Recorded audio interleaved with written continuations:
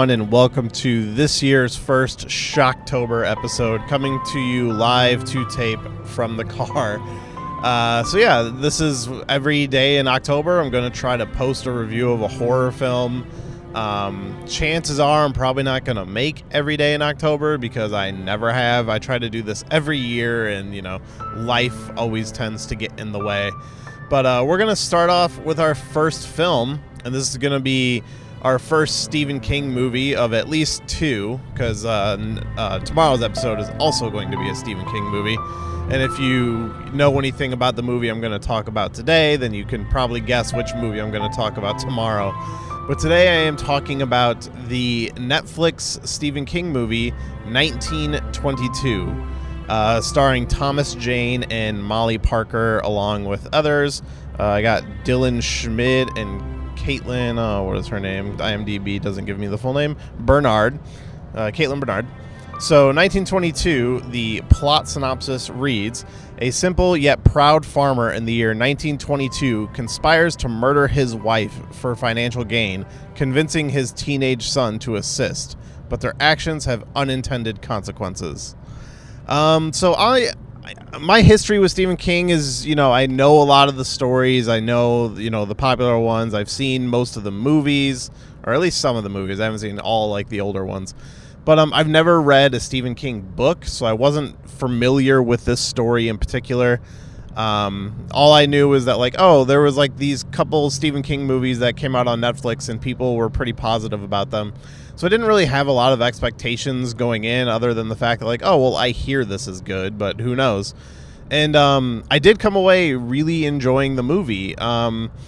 I thought this is, the story is what it is. It's not an incredible story. It's very well told in the movie. And I can see this working a lot better in a book. And I feel they did the best job they could as a movie, and the movie was very entertaining. It wasn't exactly scary, but there were a few creepy moments. So I'm going to try to remain as spoiler-free as possible for the beginning of the review, and then towards the end of the review, I will jump in with a little more spoiler stuff. So, yeah, the setup is Thomas Jane and his son, they're farmers, and the wife hates the farm. Their marriage is not very good, and she wants to sell the farm and move to the city, and she kind of has the right to do so. She owns the deed to the farm, I believe. And so, Thomas Jane just you're not going to do that. You're not going to leave. You're not going to take my son and ruin everything I've built here. So he, just wants to kill her and convinces the son to help him. And it kind of becomes this brutal murder scene where they hold her down and just stab the shit out of her. And it's, really dark, really fucked up.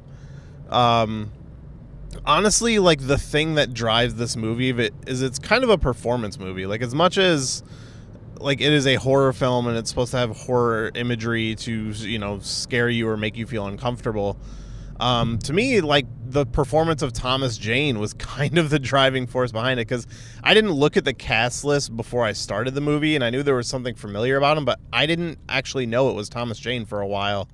I'm watching the movie and he has this accent and he has this look, and he was very convincing in the part, and he talks with this accent that's real precise, and his performance was kind of one of the things that captivated me in the movie, and everybody's performance is very good. The young girl in the movie, Caitlin Bernard, I believe this is one of her first movies, and I thought she did a very good job. Molly Parker does a really good job as playing kind of this crazy bitch in the beginning of the movie, and they obviously them murdering her is not a good thing, but they do a good job of making you see why they would want to murder her, and how the son could be coerced to go along with it, and what goes on from there. From there, they concoct the story she just left him, and they go in the things you would kind of expect from a movie like this is insurance comes to investigate, the police come to investigate, or I guess not insurance. The whole thing was she was going to sell the land to this company or whatever that wanted to absorb his farm. So I'm not gonna get into any of the more like, oh, what happens after they kill her, because that's the setup. You get your first 20 minutes, they kill her, and then oh, weird shit happens. And I think the weird shit that happens is good. It is interesting. The horror aspect of the movie is well done. It's a little more subtle, I guess you would say. So I guess I can give my rating, and then we'll go into some spoiler discussion. Honestly, I'd give the movie a 4 out of 5. It's enjoyable enough. It's not incredible, but it's definitely a movie that's going to keep your interest, and you'll walk away from it going, yeah, that was good. So I would definitely recommend watching 1922, which is available on Netflix. So let's get into the spoiler stuff. A big part of the story deals with his kid. And his kid is dating this girl who's the daughter of another farmer who's like kind of like the rich farmer of the area, and he has kind of a competition with Thomas Jane's character, and he sees them as more higher class and doesn't want to be involved with their family, but he respects his daughter's wishes. And as the movie unfolds, the son starts to become more and more guilty of what they did. And, worse comes to worse, he ends up knocking up the girl. And, it's kind of a big problem between the two families. So the kids end up deciding to run away. And the consequence for Thomas Jane for murdering his wife is, they dump her down a well, and then they end up sealing up the well. But they saw that there was like a bunch of rats eating her, and he starts being like haunted by rats basically, which seem to represent her spirit.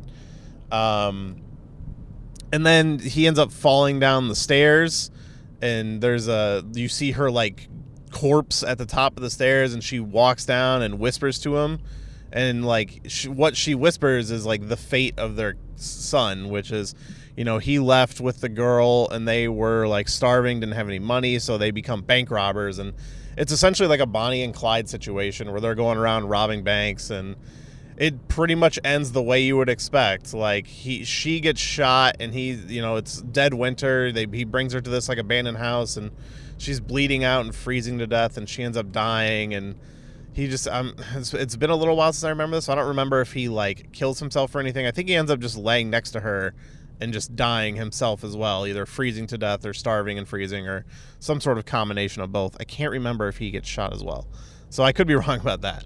But the point is they both die, and that kind of becomes Thomas Jane's consequence. And so what he ends up doing is going to that other farmer and being like, well, you can have my land, I got nothing left, my kid, and he's basically gonna leave the area. And so what they explain is like that farmer has also basically been affected by this curse of Thomas Jane's family of like, well, because of what our kids did, my wife left me, and my farm is falling apart, and he's about to sell to that company that was trying to buy Thomas Jane's farm. So they both end up selling their farms to the company and kind of get the raw end of the deal.